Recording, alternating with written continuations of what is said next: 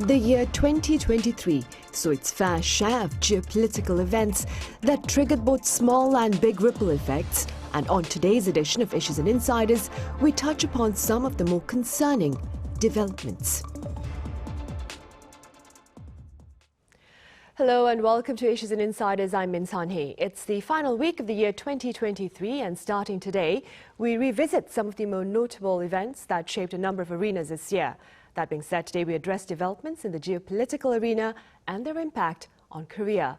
For more, I have Professor Kim Hyun-wook at the Korea National Diplomatic Academy live on the line. Professor Kim, it's good to have you on. Thank you very much. Merry Christmas.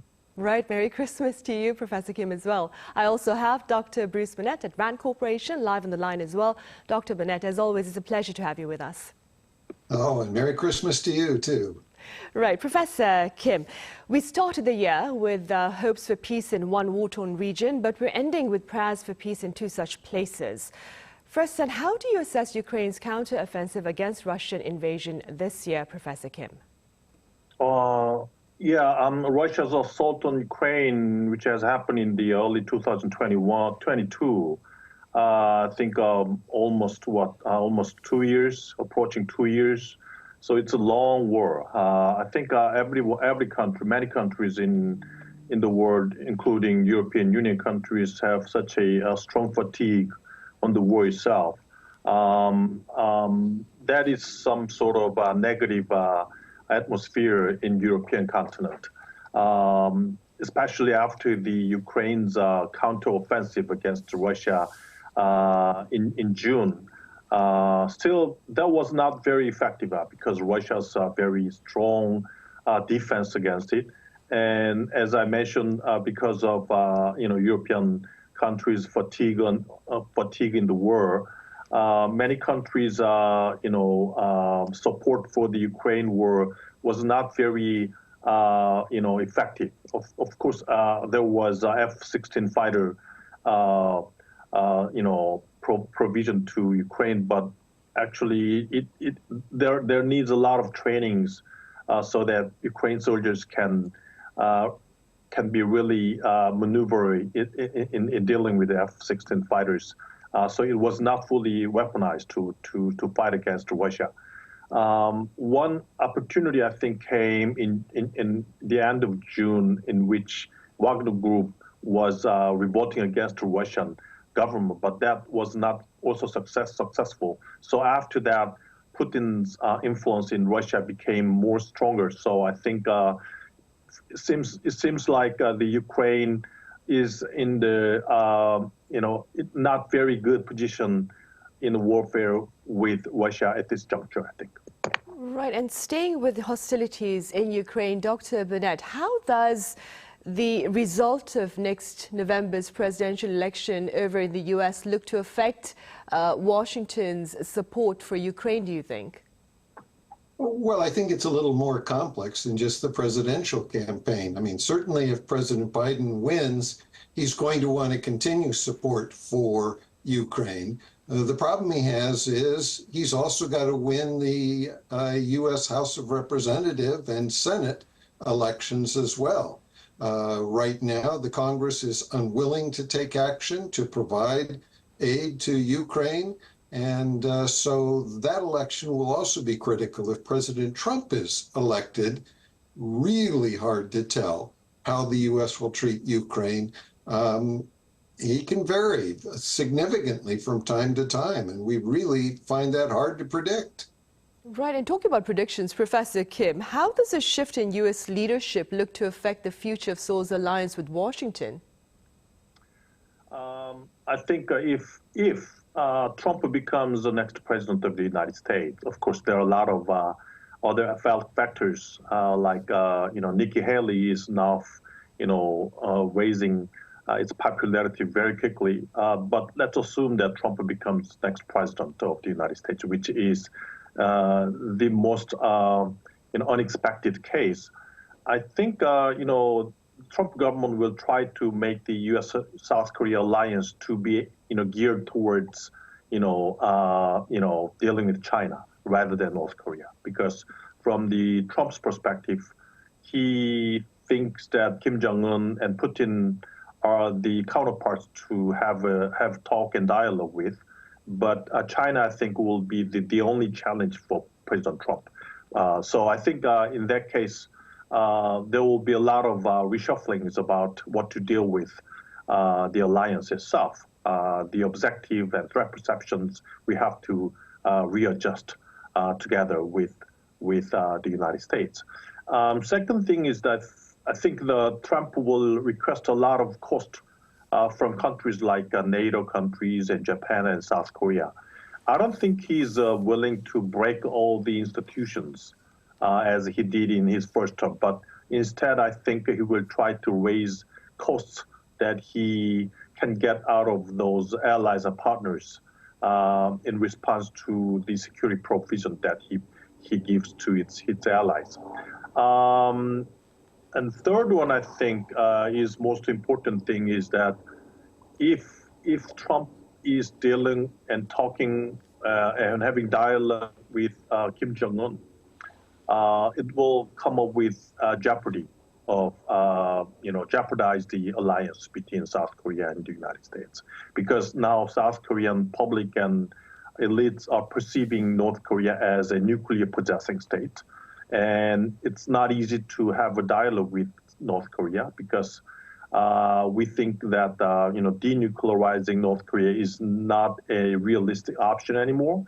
But if Trump is, costing Kim Jong-un and trying to have another round of dialogue to freeze or to denuclearize North Korea, I think that will be perceived by South Korean government as, accepting North Korea as a nuclear state, which will be such a disaster for the U.S.-UK alliance one more time. Right, I see. Meanwhile, back on the broader international front, Dr. Bennett, speaking within your capacity, of course, as a scholar, what are the prospects of Israel's counteroffensive in Gaza triggering perhaps a broader regional conflict? Well, in part, it already has triggered a broader regional conflict. Look at the Red Sea and the Houthi rebels trying to fire missiles at ships going through the Red Sea area, going through the Suez Canal. So there's already been some escalation, and that's been truly troublesome in terms of the supply flow in that area.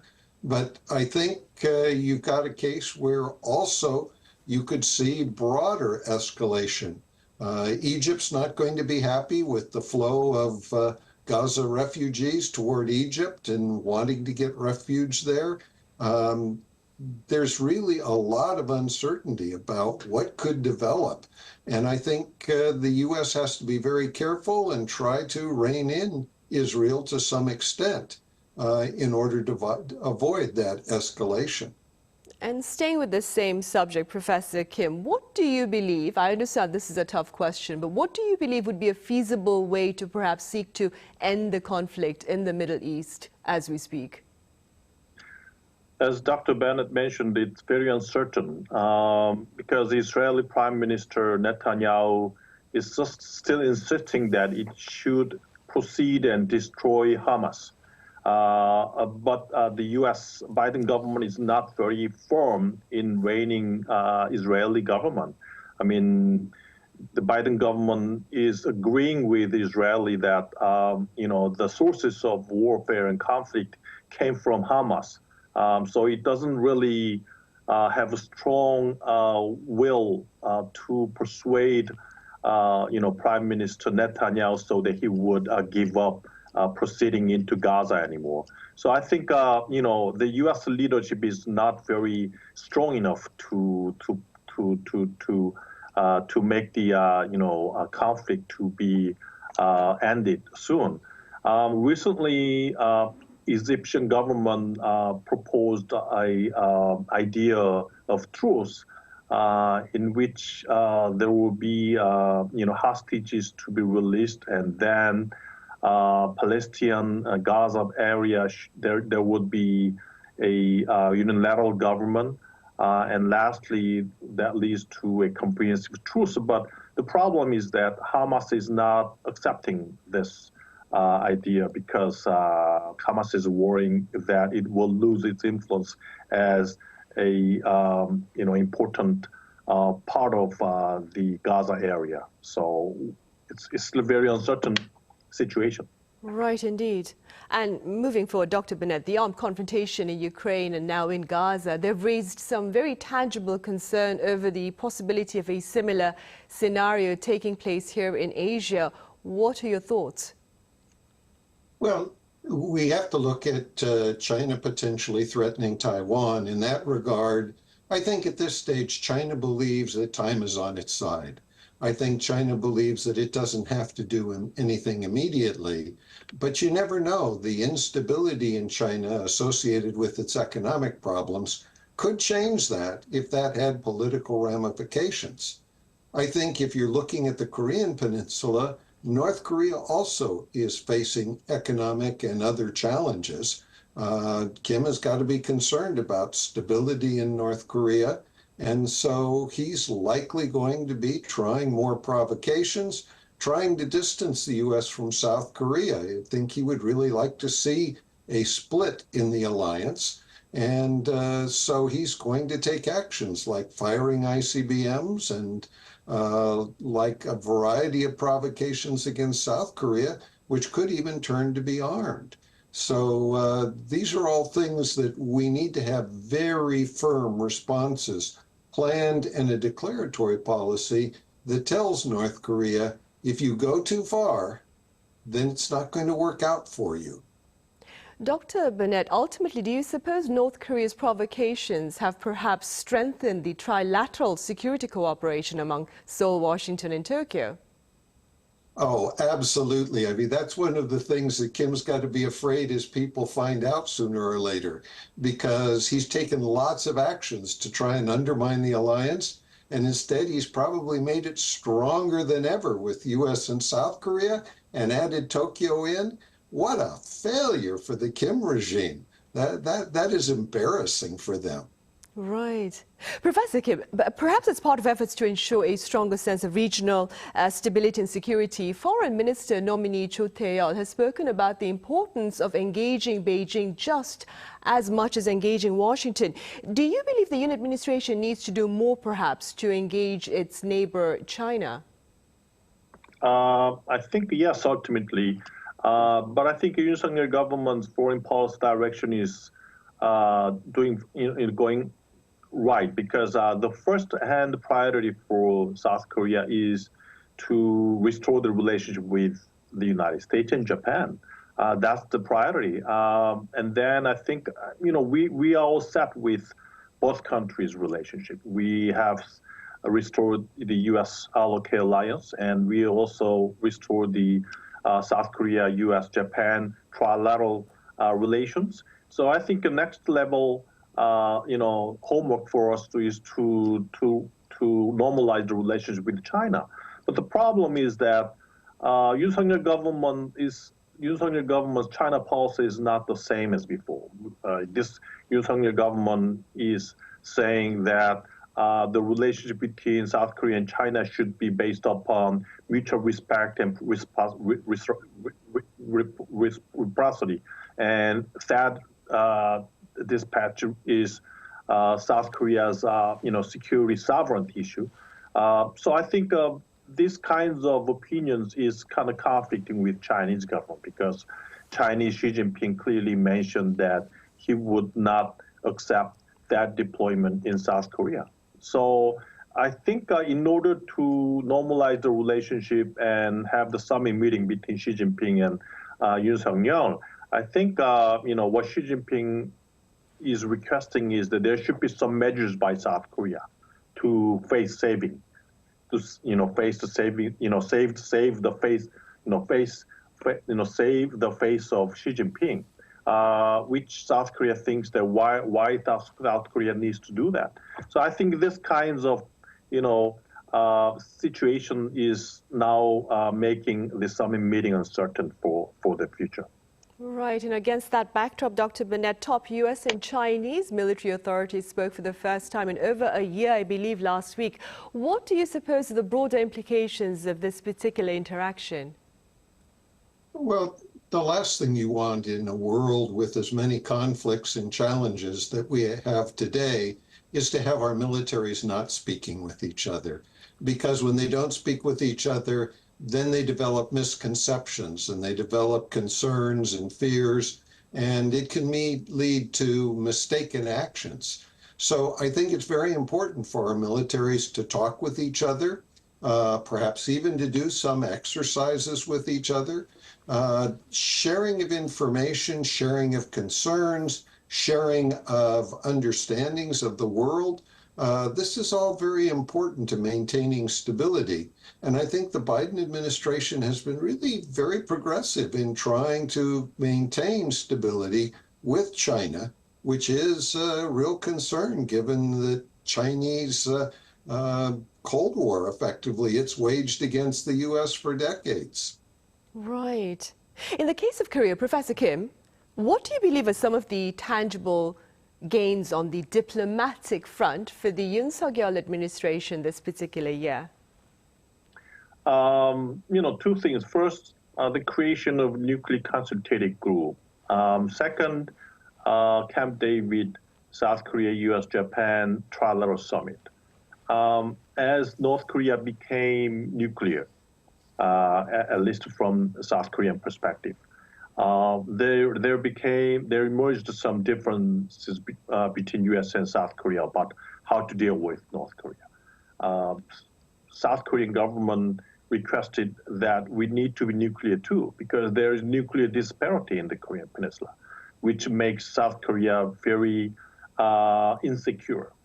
But U.S. is not willing to make South Korea nuclear because that will devastate the regional situations. All of the countries will try to be nuclear. So I think, what came up between two countries was nuclear consultative group, which makes the U.S. nuclear operations to be shared with South Korea, important ally. So I think that's the value of NCG, which bridges the gap between U.S. and South Korea about the situations in the Korean Peninsula. Second important gain is U.S., South Korea, Japan trilateral summit, which I think will be an important institutions in the U.S. Indo-Pacific strategy. I think, the Quad or AUKUS is not working very effectively. So in order for the U.S. Indo-Pacific strategy to be more effective, and in order for South Korea and Japan to maximize their interest in this region, I think the U.S., South Korea, Japan trilateral format is very, very important rule maker in the near future, I think. Right, and that was set this year then. And that being said, Dr. Bennett, what do you believe are some of the pending tasks for the Yoon Suk-yeol administration as we move into the new year? North Korea has been refusing with either our country or with the South Korean country to carry on diplomatic relations. But I think our countries can't allow North Korea to continue to build nuclear weapons. They're developing a very dangerous level of weaponry. So I think we need to be taking diplomatic initiative. You don't have to sit down at a negotiating table to put diplomatic proposals on the table. And I think the Yoon administration and the Biden administration ought to put some out there. We know some amount of outside information leaks into North Korea. We need to be proposing things that the North Korean elites will find very attractive and put pressure, therefore, on Kim Jong-un to really return to the negotiating process, because for now, he really doesn't have much purpose for doing that. So I think that is a key issue of us taking some initiative. And I think we also have to be prepared to say, Kim Jong-un, if you choose not to take part in diplomacy, there are going to be certain penalties you pay. There already are in economic terms, but we almost never use information against North Korea. That is something we could be using. And that would be an effort that could bear some fruit in making Kim more anxious to negotiate. And hopefully we'll see a bit of those efforts in the new year then. Dr. Bennett, as always, thank you so much for your insights today. And Professor Kim, thank you very much for your time and your thoughts. Thank you. Right, well, that ends this edition of Issues and Insiders. Thank you for watching. See you same time tomorrow. That is Wednesday.